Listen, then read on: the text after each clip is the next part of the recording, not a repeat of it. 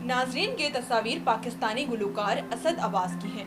एक तस्वीर दुनिया की उस चकाचौंध की अक्कासी कर रही है जिसके पीछे आज का नौजवान पागल है, और दूसरी तस्वीर में उस दुनिया की हकीकत वाज़ेह है जो हम सबको ये बतलाती है कि ये दुनिया और इसकी तमाम तर रानाइयाँ आरज़ी हैं।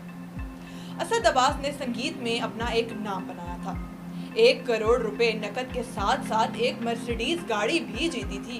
ये एक कंसर्ट का 80 लाख से लेकर 1 करोड़ रुपए तक चार्ज करता था, लेकिन तब जब ये तंदुरुस्त तो तवाना था। फिर अचानक असद अब्बास को जिगर के कैंसर और गुर्दों की बीमारी ने आ लिया।